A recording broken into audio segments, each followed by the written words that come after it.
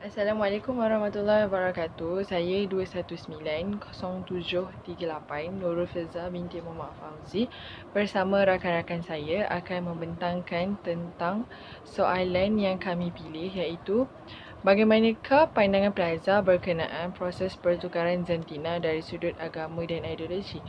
So basically, my task is to elaborate more about pertukaran jantina dari sudut liberalism. Okey. So liberalism ialah falsafah yang meletakkan kebebasan individu sebagai nilai politik tertinggi. So basically liberalism ni adalah di mana awak nak hak awak sama rata dengan orang lain. Macam tu. Macam sebagai contoh, di mana this golongan, iaitu golongan LGBT, golongan transgender, lesbian, gay, mereka mahukan hak yang sama dengan orang lain. Tetapi apa yang mereka tak tahu adalah perbuatan mereka, iaitu berkahwin sesama jenis, adalah dilarang dari sudut agama. Tetapi pihak liberal ni, diorang nakkan hak yang sama. Maknanya kalau orang lain boleh berkahwin, maknanya diorang yang sukakan kaum sejenis ni pun boleh berbuat demikian. Sebagai contoh, pada 17 Mei 2019, kerajaan Taiwan meneruskan sepenuhnya perkahwinan sejenis di negara mereka. Jadi mostly sebenarnya macam pihak ni actually dah sangat berkembang, and sebenarnya diorang ni membawa kesan yang buruk terutamanya kepada agama Islam. Agama-agama lain juga sebenarnya menolak perkahwinan sejenis ni kalau ikutkan. Yeah. So that's basically like macam apa yang saya boleh terangkan tentang liberalism. Okay. So kesimpulannya dekat sini adalah kita sebagai seorang manusia perlulah mengikut fitrah yang telah diturunkan oleh Allah kepada manusia itu sendiri. So basically, kalau kita perempuan, act like we a girl, act like we are a lady, not like a man, or wearing something like a man. It's basically not our norms to follow. So melawan fitrah Allah adalah perbuatan yang berdosa besar dan seterusnya boleh dilaknat oleh Allah SWT. Okay, that's all from me. Thank you. Bye. Assalamualaikum warahmatullahi wabarakatuh. Saya Amirah Hanani binti Nursha, 2190894. Jadi hari ini saya akan menerangkan bahagian agama bagi isu transgender ataupun pertukaran jantina. Jadi tasyabuh bermaksud menyerupai sesuatu.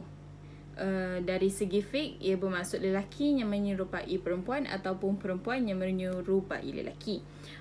Al-Mutarrajilat bermaksud perempuan yang menyerupai lelaki dari segi pakaian dan keadaannya, manakala Al-Mukhanat ialah lelaki yang menyerupai perempuan. Dan hukum bagi tasyabuh ni adalah haram. Fatwa kebangsaan telah memutuskan bahawa jika seseorang itu dilahirkan sebagai seorang lelaki ataupun perempuan, hukumnya mereka tetap akan menjadi seorang lelaki dan seorang perempuan walaupun mereka telah menukar jantina dia melalui pembedahan. Pertukaran jantina daripada lelaki kepada perempuan ataupun sebaliknya melalui pembedahan adalah haram dari segi syarak. Sabda Rasulullah yang kedua ialah, wahai orang-orang yang beriman, peliharalah diri kamu dan keluarga kamu dari neraka yang bahan-bahannya manusia dan batu bahala. Neraka itu dijaga dan dikawal oleh malaikat-malaikat yang kasar.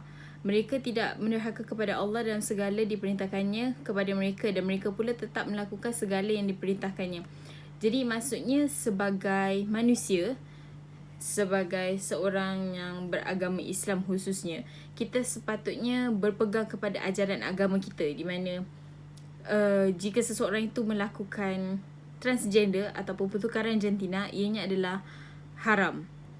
Dan untuk memastikan kita semua tidak terjerumus ke jalan yang salah dan untuk memastikan kita berada di jalan yang benar, jadi jika seorang lelaki itu kekallah sebagai seorang lelaki, dan jika anda seorang perempuan, kekallah sebagai seorang perempuan hingga ke akhir hayat anda.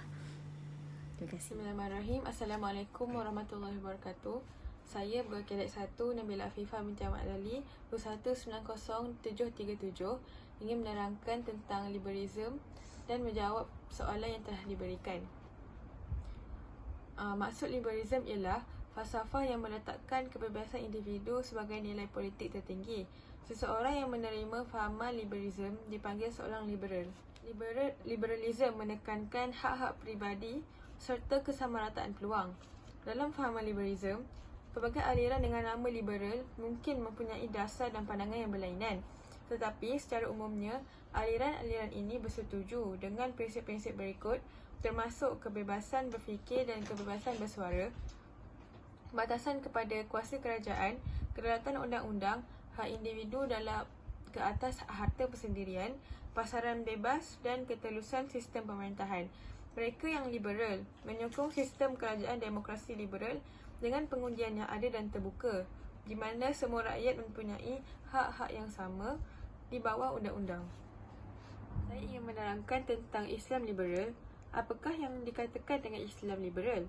Liberal merupakan sesuatu yang bebas dan terbuka. Secara mudah untuk memahami konsep ini, aliran ini bersifat condong kepada kebebasan dan pemerintahan yang dikatakan demokratik. Manakala aliran Islam liberal merujuk kepada aliran yang memiliki ciri keterbukaan dan kebebasan yang lebih daripada apa yang ada dalam syariat Islam. Dalam konteks kini, aliran ini merupakan serangan pemikiran dan kebudayaan di mana bentuk-bentuk serangan yang secara tidak langsung dilakukan bagi meruntuhkan pegangan agama masyarakat. Ya, you ni.